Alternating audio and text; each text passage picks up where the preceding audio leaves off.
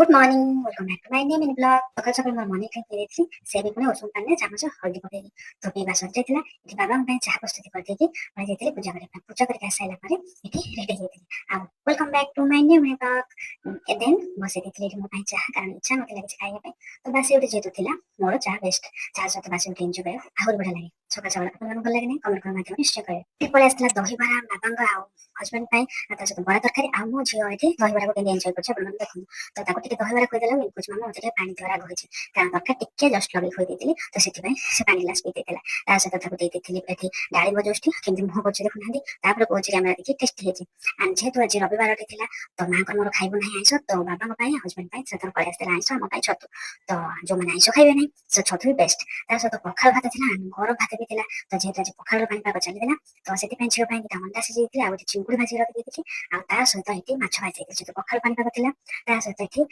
मसला देके छतुरा ही जाइଥିଲା आंब आ काकुडी और खरा दिने तो आंब काकुडी नहले चलिबनी आ तार साथे केनी एक्टिंग करछि जो खोइ दिसे जेहेतु उसके एक्टिंग करछि सोइबार एंड फाइनली से सोइ पड़तला आ से सोइ पड़सला पर मोर बसे पड़तली क्ले रे ऐड करिया पे आ एते क्ले रे बनै देतिली मकाडी तो मकार फोटो शूट वीडियो करसला पर एते भाषण मजाटी सारी देतिली एंड ता साथे बाचा मसा साथे सारी देतिली आ ता साथे एटी गैस पोछा मत सारी देतिली जीवନରେ ଛୋଟ ଛୋଟ ସତ୍ୟ କେବେ ବି ନିଜ ତୁଳନା ଅନ୍ୟ ସହିତ କରନ୍ତୁ ନାହିଁ ପ୍ରତ୍ୟେକ ମଣିଷ ଯାତ୍ରା ଏବଂ ସଂଘର୍ଷ ଭିନ୍ନ ଅଟେ ଧୈର୍ଯ୍ୟ ଏବଂ ପରିଶ୍ରମର ଫଳ ଯଦିଓ ଡେରିରେ ମିଳେ କିନ୍ତୁ ସେହି ଫଳ ସର୍ବଦା ମିଠା ଓ ଦୀର୍ଘସ୍ଥାୟୀ ହୋଇଥାଏ ଏଠି ରହିବା କୌଣସି ପରିସ୍ଥିତି ନୁହେଁ ଏହା ଏକ ନିଷ୍ପତ୍ତି ଯାହା ଆମେ ପ୍ରତିଦିନ ନେଇଥାଉ ନିଜର ଚିନ୍ତାଧାରାକୁ ସକାରାତ୍ମକ ରଖନ୍ତୁ ଏବଂ ଜୀବନକୁ ସରଳ ଭାବେ ବଞ୍ଚନ୍ତୁ ଜୀବନରେ ସବୁ କିଛି ସଦାକାଳ ପାଇଁ ରହେ ନାହିଁ ସୁଖ ମଧ୍ୟ ନୁହେଁ କି ଦୁଃଖ ମଧ୍ୟ ନୁହେଁ ଆମ ସହିତ ପରିସ୍ଥିତି ବଦଳେ ଲୋକ ବଦଳନ୍ତି ଏବଂ ଆମେ ମଧ୍ୟ ବଦଳି ଯାଉ ତେଣୁ ଭଲ ସମୟ ନମ୍ର ରୁହନ୍ତୁ ଖରାପ ସମୟରେ ଧୈର୍ଯ୍ୟ ଧରନ୍ତୁ କାରଣ ଜୀବନର ସବୁଠାରୁ ବଡ଼ ସତ୍ୟ ହେଉଛି ପରିବର୍ତ୍ତନ ହିଁ ଜୀବନର ନିୟମ ଜୀବନ ଆମକୁ ସବୁବେଳେ ସେହି ଶିକ୍ଷା ଦେଇଥାଏ ଯାହାକୁ ଆମେ ସବୁଠାରୁ ଶେଷରେ ବୁଝିପାରୁ ଜୀବନ କେବେ ବି କାହା ପାଇଁ ରୁହେ ନାହିଁ ଯେ ଯାହା ଆମର କାଲି ସେତି ହୋଇପାରେ କେବଳ ସ୍ମୃତି ଆମ ସହିତ ଲୋକ ବଦଳନ୍ତି ପରିସ୍ଥିତି ବଦଳେ ଏବଂ ଆମର ଚିନ୍ତାଧାରା ମଧ୍ୟ ବଦଳିଯାଏ ଯେଉଁମାନଙ୍କୁ ଆମେ ନିଜର ବୋଲି ଭାବୁଥାଉ ସେମାନେ ସବୁବେଳେ ସାଥୀ ହୋଇ ରହିବେ